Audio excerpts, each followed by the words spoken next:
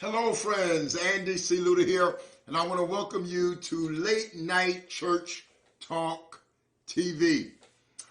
I come to you every Wednesday night at around the 10 o'clock hour, and I actually wear several different hats on the internet. I am a teacher of Christian educational material. I'm also a local pastor. I am a prince in the Lord's church and hold the rank of bishop in the Full Gospel Baptist Church Fellowship. But one of my great loves and passions has to do with gospel music. And so I kind of switch hats and switch roles after hours on Wednesday evening. So if you're watching me live, share this link with somebody. Let them know that Andy Luda with Late Night Church Talk TV is on the air. I'll be spending approximately the next half hour with you. I do believe that we have put together a rather exciting program for this particular time and season that we're standing in. I certainly acknowledge that this pandemic has dislocated so many of us, and we're not doing what we are accustomed to doing. Normally, I would not be on a Wednesday evening doing this, but the stay-at-home ban and COVID-19 has redefined the roles of all of us. And so many of the things that we thought we would not be doing, we actually find ourselves doing. And so for my late night viewers, those who hang out on Facebook after 9 o'clock in the evening, this is my effort to meet you where you are, and hopefully something said and or done over the course of these next several minutes will prove to be of value to you. Now listen, there were two local artists that I closed my program with on last week. That was S.W. Washington along with Antoine Hilton, two fabulously gifted, anointed individuals. They have pooled their talent together to give us something serious to think about. And they have released a video entitled Favor. And I closed with this last week, but I want to open with this week. So if you sit back, fasten your seatbelt for this next 25 minutes as we go on an excursion of gospel music, primarily locally, but we're going to hit some topics and subjects that I know will resonate with you. This is Favor featuring S.W. Washington along with Antoine Hilton.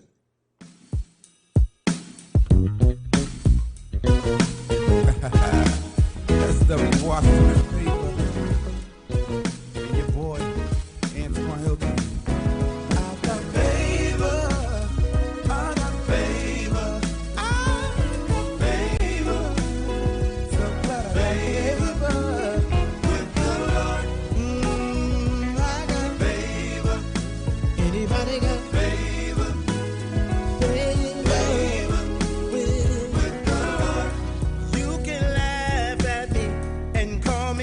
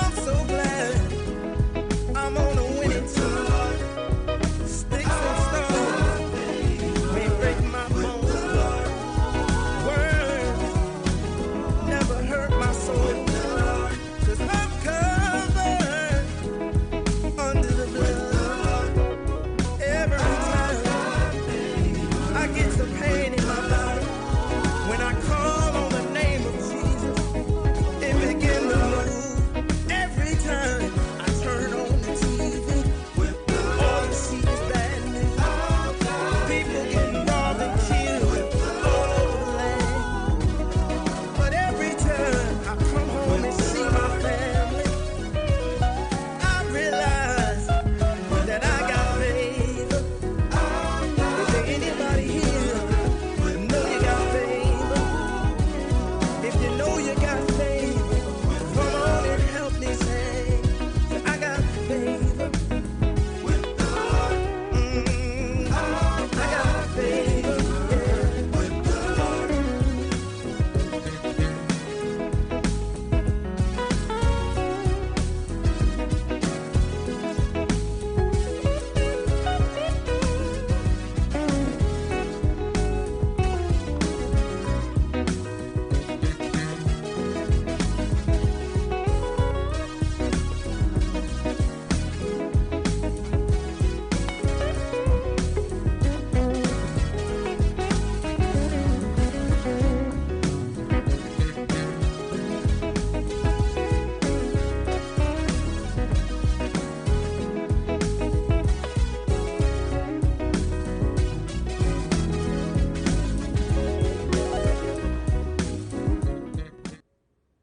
I've got favor with the Lord. Listen, that was S.W. Washington along with Antoine Hilton.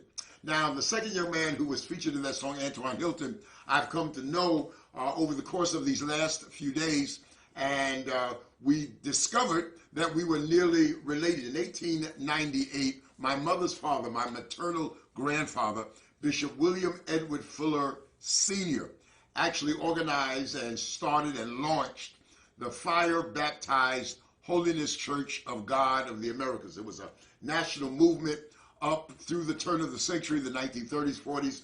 My grandfather died in 1959, and at the time of his death, there were over 850 local Fire Baptized Holiness churches that were spread out literally all across the country. Here in New York, more specifically in the Hempstead area, there was a singular family that was kind of the flagship church and the flagship family for the Fire Baptized Holiness movement, and it was the Hilton family. I had an opportunity to have a conversation with Brother Antoine Hilton earlier this week, and I was talking about my grandfather and the Hilton family in Hempstead that carried the banner for the Fire Baptized Holiness Church of God of the Americas for so many years. And I asked him if it was possible that he was related to that family. And he actually is. And so we kind of feel like we're cousins because we grew up under the canopy of the Fire Baptized Holiness Church of God of the Americas. He's out in Suffolk County now, but his roots are out of Hempstead, New York. He's going to be doing some work with us. As a matter of fact, some of the music that our local ministry, the Hollywood Full Gospel Baptist Cathedral, that we will be doing in future days and in future weeks, he's going to be involved in. And I'm so very, very excited about his involvement and the inclusion of him in what I'm doing. I am sure that his grandfather or great-grandfather probably and my grandfather would be shouting in heaven to see their descendants working so closely together, just as his probably great-grandfather and my grandfather worked together at the close of the 19th century and in the early part of the 20th century. Well, friends, 2 weeks ago, you would not have been able to convince me that there was any news item that would have moved the coronavirus off the front page and it being the centerpiece of the news and journalistic attention, not only here in this country, but around the world. We have gone behind masks and gloves. Many have died, and this pandemic has been the worst outbreak of an illness or a sickness since the 1919 Spanish flu that took place in this country almost 100 years ago.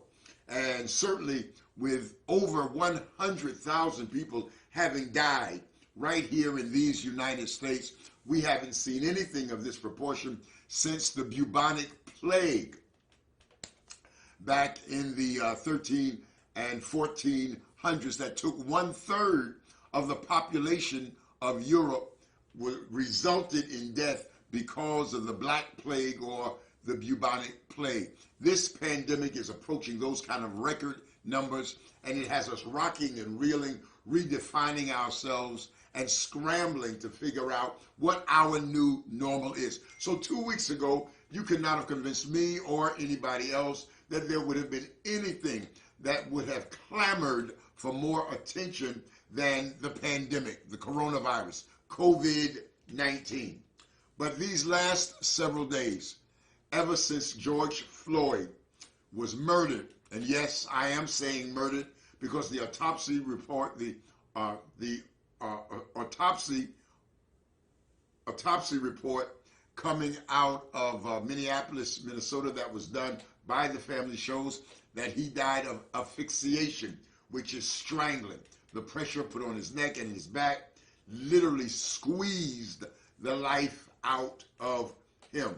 And the country has responded in a variety of ways. There have been peaceful marches and protests all across the country, and in Europe, Africa, the Middle East, the Far East. And yes, there have been violent responses as well. There have been several nights of violence and riots in New York, in Chicago, in various parts of the country.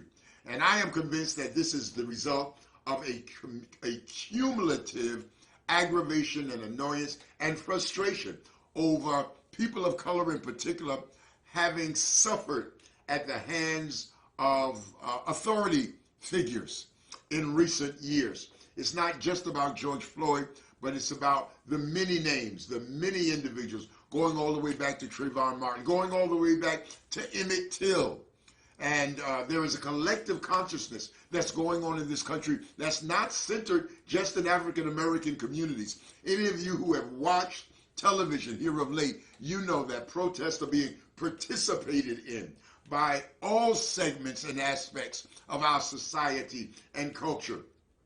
And when you see large numbers of whites gathered on corners saying Black Lives Matter, you know this has gone beyond urban central. It has gone beyond the ghetto. It's gone beyond black communities. And it is now a national pandemic.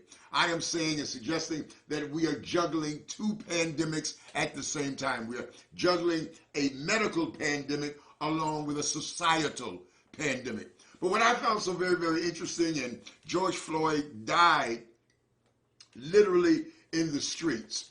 And not too terribly long ago, and certainly at the time of this recording, he could not have known what his own fate and his own destiny would have been. But he was talking to young people, and he's captured on film, talking to young people, encouraging them to be positive, encouraging them to be positive members of society. And tonight, I want to dedicate the remainder of my program to the memory of George Floyd. We don't want his face to go away. We don't want the act that took his life to go away. We want to center attention on this, bring as much attention to this as possible, because this seems to be repeating behavior in our country. And so I want to begin my tribute to him this evening by showing you his own words. This certainly does not appear to be a criminal or a negative individual, and certainly if even the stories are true about him being in possession of a $20 bill that perhaps was not legal tender, it certainly did not deserve to cost him his life. So let's go here and take a listen to George Floyd in his own words. Saw my homegirl Nikki from South Lawn lost her son, man. Our young generation is clearly lost, man. Clearly lost, man. Like, I don't even know what to say no more, man. Like, you youngsters just going around, just busting guns in crowds, kids getting killed, you know, and it's clearly the generation after us, man, that's so lost, man. You know, man, I came at the Houston, told me, yeah, Floyd, that young truth, man, right there, because he could bust a gun. Man, I knew it was crazy then. My age saying this here, man. You know what I'm saying? And condoning this, bro. You know what I'm saying? And like half them young shooting them guns go home and they knees shaking at night. But they don't show it to nobody because, you know, they ain't tough then. Hey, man, come on home, man. One day it's going to be you and God. You going up or you going down. You know what I'm saying? Listen, thank you so much.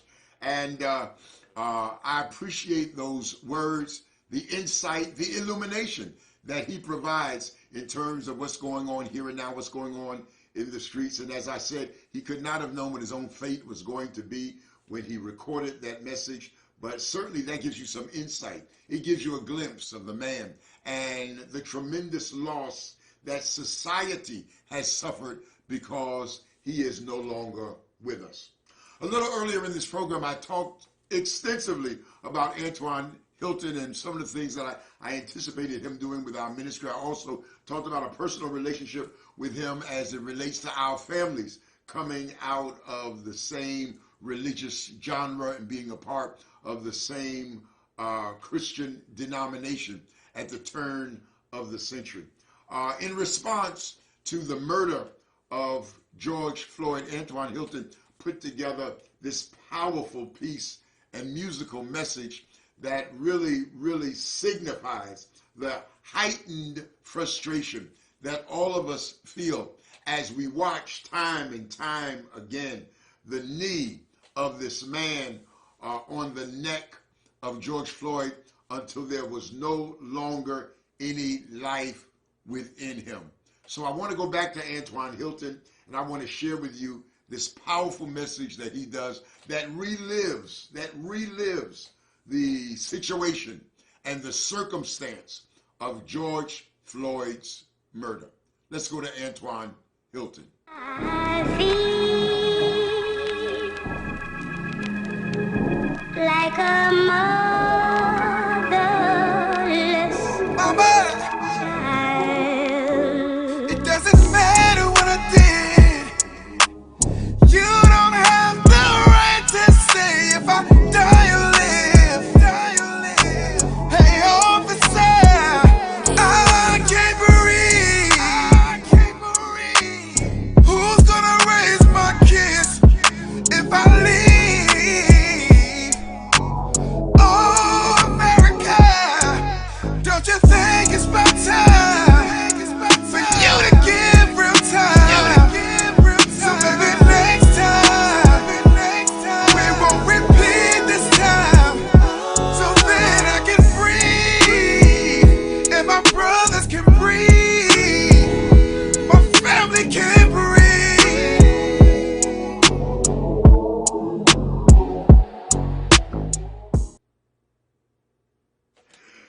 That's Antwan Hilton, and this coming Saturday, that particular song is part of an album that he will be releasing called Eclectic.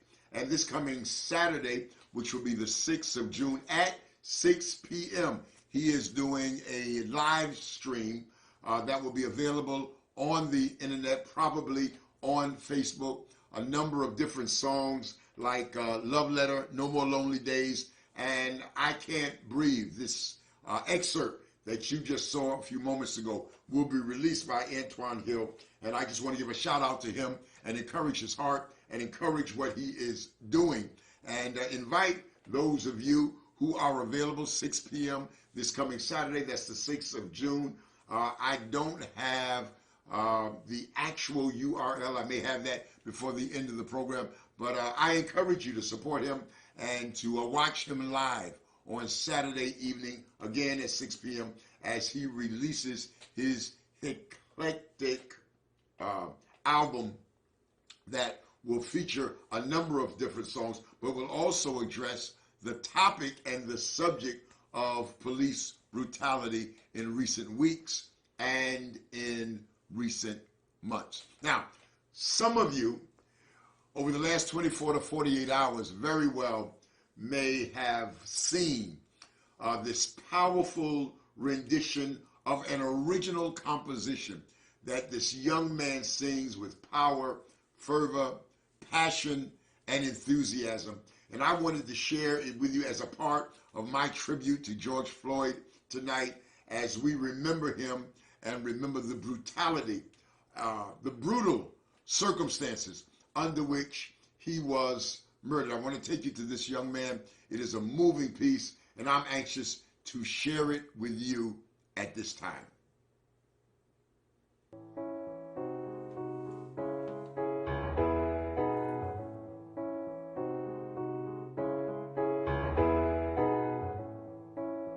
I'm a young black man, doing all that I can to stay. Oh, but when I look around and I see what's being done to my kind every day, I'm being hunted as prey. My people don't want no trouble. We've had enough struggle. I just wanna live. God protect me. I just wanna live. I just wanna live. I was just a black boy brought up in the white world. I just wanna ask God if I'm in the right world. Is my life a test or is my life a curse? They put us in an ambulance, got us in a hearse, cause another brother deceased, but it doesn't matter. Killed by the police while we in a handcuff. I don't wanna take a knee, I just wanna stand up. Where's the new Huey P? Call it Black Panthers. Just do the math, they subtract us like minus. Fuck COVID, KKK is the virus. We are not afraid, we will not stay quiet. They will always label a rebellion or riot. Kill a black man seems to be their assignment. White supremacists terrorize the environment. Guns and the canine, tasers and sirens. I just wanna live, I don't wanna live violent. We don't want violence. My people don't want no trouble. We've had enough struggle. I just wanna live. God protect me. I just wanna live. I just wanna live. I just wanna live. God protect me. I just wanna live. I just wanna live.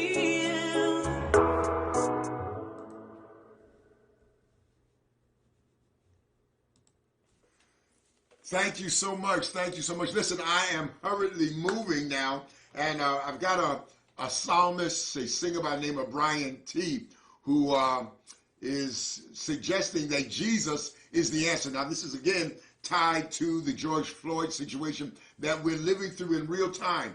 But here is Brian T. with his rendition of Jesus is the answer. And as we have seen across the country, the death of George Floyd is a symptom of a larger cold. His death has struck a nerve and sparked anger not only in Minneapolis but across the country. In New York, a city still on lockdown, many are making their voices heard despite the risks of the pandemic. The street in San Jose, California, filled with protesters. And take a look at this scene in Atlanta. The anger goes from coast to coast.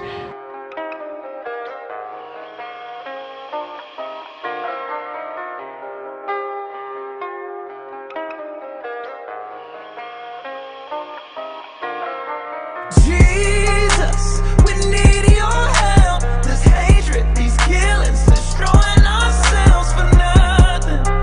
Mama's crying every night, father's scared for their life. Jesus, please be the answer today. Crying out 'cause we need you.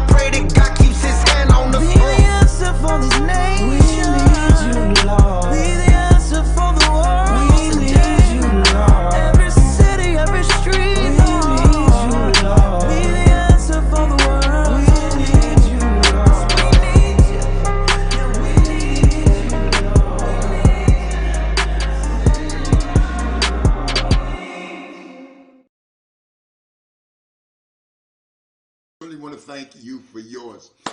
In this last minute that I have, I want to take you to Brian Owens and his father. This really kind of appeals to me because of the close relationship that I had with my father. He and his father combined their voices to do this powerful duet. It's a cover of Sam Cooke's 1963 song that became a national anthem to the modern civil rights movement. A change is going to come. He is Brian Owens, along with his father, as we close out with this week of Late Night Church Talk TV with Andy Luter. I was born by the river in a little tent.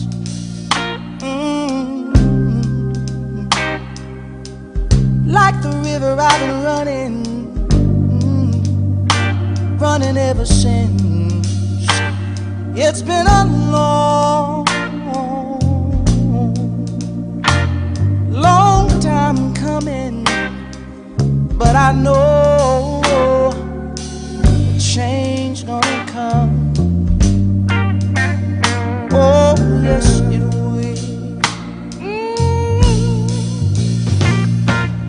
It's been too hard living, but I'm afraid to die. 'Cause I don't know what's up there beyond the sky.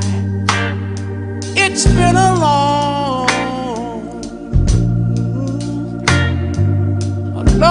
time coming, but I know a change gonna come. Oh yes it is.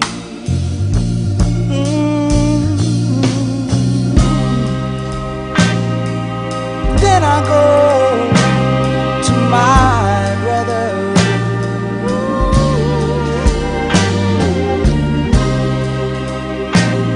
And I say, brother, help me please.